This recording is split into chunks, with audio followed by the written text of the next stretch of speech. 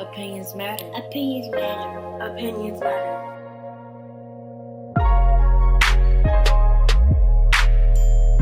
Opinions matter. Opinions matter. Opinions matter.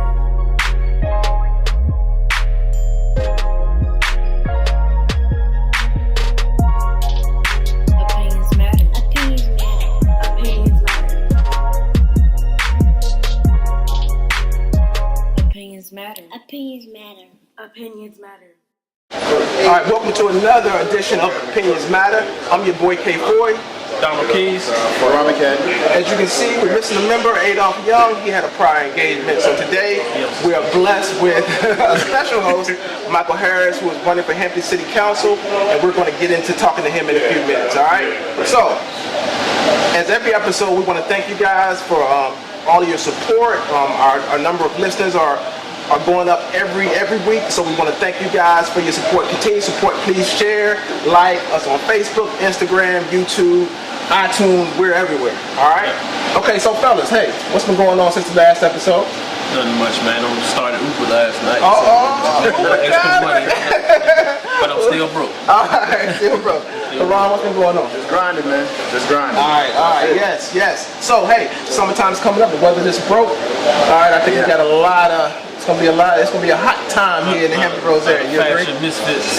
you agree? I talked about that last time. I'm not going to talk about that. I'm not going to talk about that today. I wonder how many people are looking for me right now. A lot of people better stay off that social media.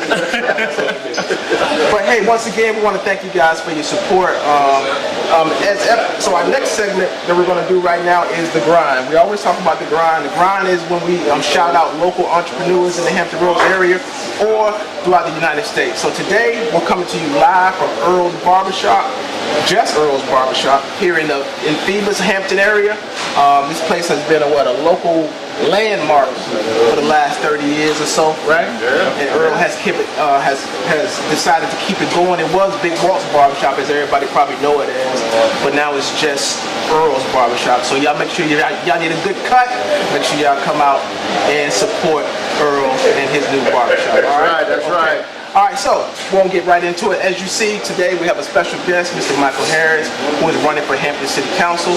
So if you don't know Mr. Harris, we're going to give him a chance to just talk to you about who he is and what he's all about here in the Hampton Roads area. So, Mr. Harris, it's on you. Welcome. Thank you. Thank you for joining us. We appreciate it. Having me here. I'm Michael Harris. I am running for Hampton City Council. A few things about me. I've been in the area for about 15 years now.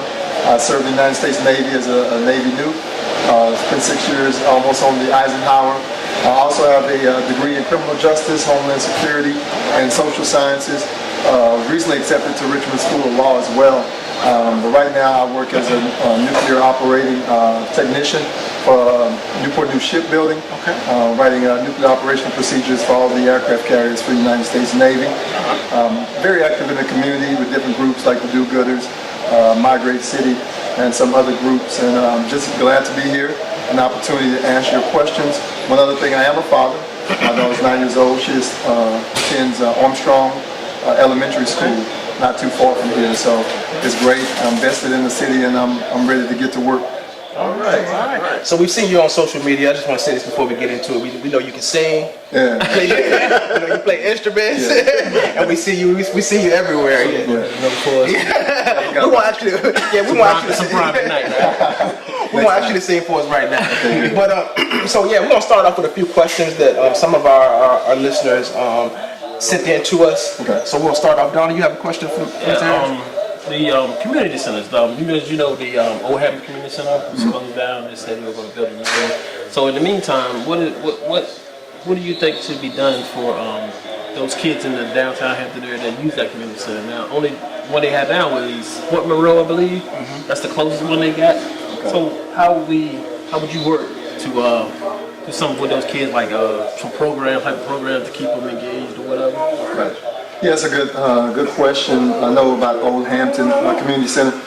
There were some ideas of having it built by now, but there's been some delays for a number of reasons. I know we're not all privy to the information, but there has been some delays, and that's an issue, especially with some talks of some things happening on Shell Road with the Boys and Girls Club as well. So that's a whole issue for the Shell Road area, Victoria, Kecoughtan, and those kids. So one thing that I think we can do, I don't like to promise anything as a councilman that's out of my control, because I've worked with 6 other people, but what I can say is I will push and vote for initiatives for the youth. So one of the things we can do is a lot of community groups. I talked about the do-gooders. I know a lot of people know about Stop and Pop and YC. So I think that the city can work with those groups to fill in the gap temporarily till we can get our act together, for better words, because those groups do great things in the community. I know also there's Mauled Academy that also does some things with children. And so me as a city councilman, I know that you can only legislate so much, and we always talk about budget and limits, but we also can keep people connected to the community. And hey, these are some funds. This is where you should look for it. These are the resources. And I think as a city councilman, I can be a bridge between some of the community organizations and the government to fill those gaps until we can get the centers that are much needed, very much needed in the areas where kids are very disenfranchised. So what is your vision overall for the city of Hampton? Well, for the city of Hampton, I look at the city of Hampton. I know a lot of people say don't try to compare because every situation is different, but lessons learned is one of the most important things. So we have to look at other cities that have suffered issues like we have. Since the recession, we lost a lot of money. We haven't recovered from that yet. We actually had pre-recession spending level. We're not even there yet because of our slow recovery. The only thing that propped us up really is the military industrial complex around here, and we still just have an average median income of almost $50,000, but not even quite that amount of money. So my vision for Hampton is to bring in a new workforce. Right now, there's some very transient people in Hampton. They don't stay here. They don't feel settled here. I know that as being a prime military guy, I like to say. My friends, when they start to settle, when they get out, they end up going to Virginia Beach, or they go to Norfolk or Williamsburg. One thing is the schools. So we have to focus on the schools and get them the support they need. Teacher needs raises. Some of the workers, we need more counselors. We need transportation, all types of issues. But the school board and a couple of people on the school board I've spoke with directly want to support the school board. Want to support the schools as much as possible. And as a city councilman, I want to fund schools because education is the key to opportunity. That's the first start. The next part is bringing in a new workforce here, like we talked about, millennials. They have to. We have a lot of baby boomers retiring, and they were the workforce. They're the vibrant workforce that made a lot of these cities grow and bustle. But now they're retiring or moving into other places into retirement. So the millennial workforce has to stay here, but we're losing them. There's a projection, I think, in the next 20 years, Hampton's going to have a much less population by the thousands because people are moving out. So we need to keep them here. So that works with economic development. We need to do the research, and the demographic is here. This area is becoming more and more brown. So we need to bring in shops and businesses that support that. But also looking at the income that we talked about, we need to bring in businesses that can actually sustain in an environment where people only make $50,000 a year. Right. And then the other part is actually bringing in big jobs that actually pay a decent amount, not $8.50 an hour. Right. We all know that we have a lot of people and friends, and I have friends and family that have been felons or gotten into trouble. They get out of prison, they come back making $8.50 an hour. They can't sustain. They're paying fines, trying to prop up a family, and that's all of the circle of motion that we're dealing with here in Hampton. So my vision for Hampton is moving it forward. That's bringing a new workforce that support our schools, especially starting at the pre-K level, and get these kids some education, but also work on the crime prevention by getting these community centers and some resources for these youth to do rather than getting in trouble. I'm glad you mentioned economic development because even we see it right now, even at Peninsula Town Center where they had these businesses closed without giving notice to the employees. Like one day the employees came to work, next day everything's closed. And I think it's about 4 or 5 shops that have closed over there that have also hurt this economy, as well as those individuals who are working there are no longer able to support their families. Right. Yeah, I think that was Abuelo's. Abuelo's was one of them. Joe's Crab Shack. A couple of them. So, to me, it seems like there's a perception that the members of City Council are really not listening or not listening to what the residents of Hampton really want and need. i.e., we were talking about this yesterday about like the bike trail and things like that that don't really serve everybody. It just serves like a small group of people. So what can you do to kind of dispel that perception that the city council members are listening as opposed to just doing what they think is right for the residents of Hampton? All right, so one of the biggest things I would say is try to motivate. There's a motivational factor to being a city councilman. Yes. And I mean by that is perception is reality. So a lot of things you've seen on social media, and that's I like to always go back to the youth. They're not the only demographic here, but this is what we're really suffering in our youth. 40 and under. When I say youth, 40 years old is youth. I'm 34 myself.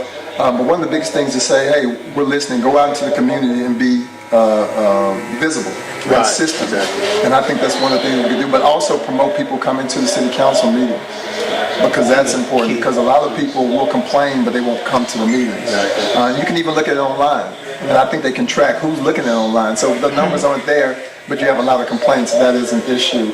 I think the city councilmen try to do their job as much as possible, but it's a difficult job to do when they're not getting the input of the citizens. Now, by all means, when you get the input of the citizens, they're not doing what you ask them to do, then that is an issue.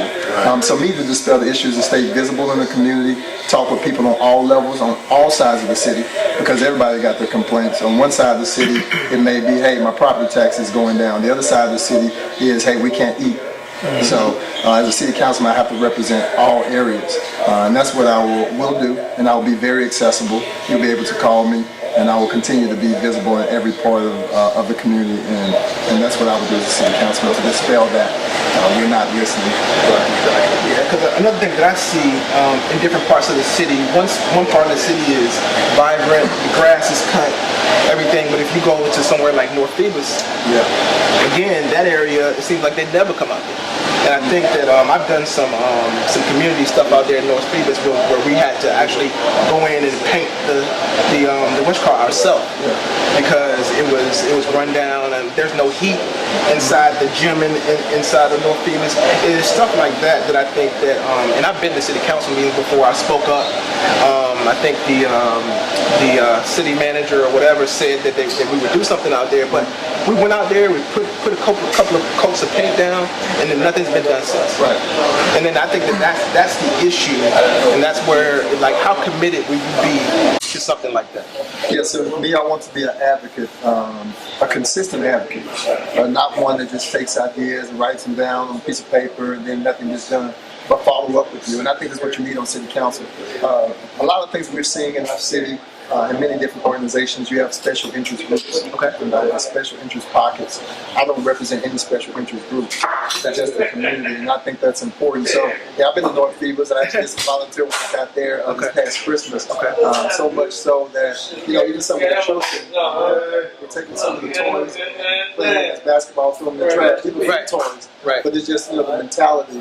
That's an unfortunate thing, because they're not getting the attention that they need. So, me personally, I would be someone that follows up with you. And there's nothing hidden. I would break it down where that money's going and why. But also, I would continuously push the issue. Like I said, I have to work with 6 other members, but I'm not afraid to stand up and say, hey, I vote against that, and this is why. And I think you need somebody like that to start that catalyst, but also be a bridge to bring other people in and get them involved on these commissions, because those are important themselves. A lot of commissions are available as a volunteer opportunity for the citizens, but they make a lot of help make a lot of policy for the city council members, and that's really what I want to do, to bring a spotlight on local politics and how they affect us consistently, and where we can place our ownership in, and where we can have a voice. Last question I have for you is, all right, so we're out there, May 1st, it's time to vote. Why should we vote for Michael Harris? Right now, I think the city has been going, let me go back. I like to say familiarity is one of the biggest blockers of progress. So we keep doing things the same way, we keep getting the same results. Because of that, we've been voting for the same people. We've been voting for the same people that have the same backgrounds and the same organizations, or come from the same communities. And I think that we're not getting any results there. I represent something new, something vibrant, something fresh. And I say vote for me because I'm going to stand on my morals and principles, and I'm going to stand on what I say. I learned that in the military. It doesn't matter your age, it doesn't matter where you are. I respect someone's office, but no person can make me afraid of what I stand on. And I think that's a good thing that we have to do. We have to be able to stand up for what we believe in and stand up for people that can't speak for themselves. So I say vote for me because I represent those people. I grew up in an area like Shell Road, 2-bedroom house. There was 5 of us in 1 bedroom. I slept on the couch for 4 or 5 years. That was my bed, me and my brothers. So my sister could have her own room. Hey, that's how it went. I hung our clothes on the clothesline, and I dipped out water out the bathtub and heated up water on the stove. So I've experienced things all across all different levels. And the last thing I like to say is I've been all over the world, right? Not being a native here, but I do consider Hampton my home now. All of my adult life has been spent here just about. So I don't see Hampton for what it was or what it is right now, but what it could be. So that's why I say vote for me, because I have fresh ideas and a vision, and I'm going to stand on my laurels and my principles. Okay, great. Well, I want to thank you for joining us on this segment of Opinions Matter. Go ahead. Oh, one more question. Go ahead. Okay, let me ask you this. 10 years from now, where you see yourself in the political? 10 years from now, Richmond? well, I don't see myself in Richmond. I just take everything day by day. When I ran last year, I actually ran for state delegate last year. Okay. So the goal here is really just to make some type of impact, positive impact, visible and tangible. Because a lot of people get offices, just take it as a step to somewhere else. Yeah. By all means, if that is that the way things go, and the citizens want me to go to the next level, then I will take that. But for now, I'm just focused on fixing things here in Hampton, not for political gain. I think a lot of times people make politics a career decision, but it shouldn't be. It should just be a position where where you're trying to support the people that you represent. So this is not a political game to me. It's really to affect people like me that I've seen that need opportunities and need somebody to be a beacon for hope and opportunity. All right. Well, thanks for me. Yeah, we definitely need some. You got a fresh visit like that. So we want to thank you for joining us. Hey, you heard it on Opinions Matter first. All right, May 1st, if you're in the Hampton Roads area, City Council, make sure you check Michael Harris, okay? All right? And we'll be right back on Opinions Matter.